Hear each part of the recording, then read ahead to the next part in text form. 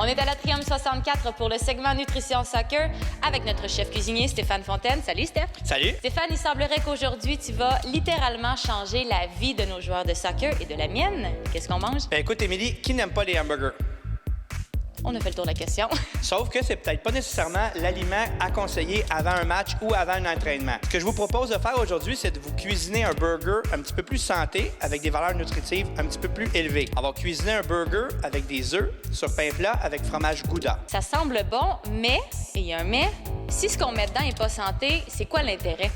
Et c'est là que Super Stéphane intervient, parce qu'on va faire notre propre mayonnaise maison et je vais vous montrer à la maison comment la cuisiner. Ah ben là, ça commence à me plaire. Est-ce que t'es prête? On y va. On y va. La recette de hamburger aux œufs sur pain plat contient 14 g de protéines et 22 g de glucides.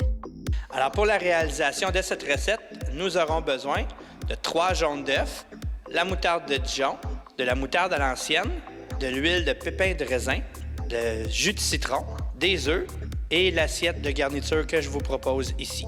Pour la confection de la mayonnaise, en premier lieu, alors on met nos jaunes d'œufs avec la moutarde de Meaux, qui est une moutarde à l'ancienne, avec la moutarde de Dijon aussi, et notre jus de citron. On va bien mélanger et ensuite on va ajouter l'huile de pépins de raisin en filet pour vraiment avoir une sauce consistante et bien crémeuse. On a déjà fait notre mayonnaise, on l'a mis de côté.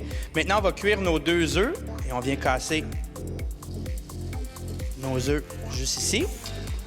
On va crever le jaune juste pour être certain qu'il est très bien cuit pour les besoins de la cause aujourd'hui. On termine la cuisson ici.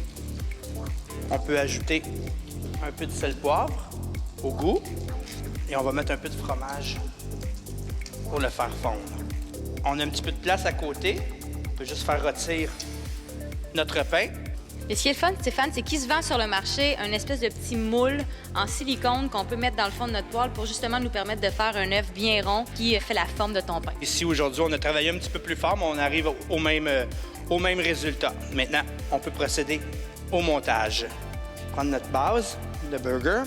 On va mettre un peu de notre belle mayonnaise aux 2 moutardes qu'on a préparées tantôt. Au goût, on peut mettre nos œufs comme ça ici et garni de laitue et tomates. Et que ça va être beau me regarder déguster tout ça à la hauteur que tu es en train de le faire. Très nutritif. Et Stéphane, la mayonnaise est tellement goûteuse qu'on n'a pas besoin de relish ni de ketchup. Toutes les saveurs sont déjà là. Oui.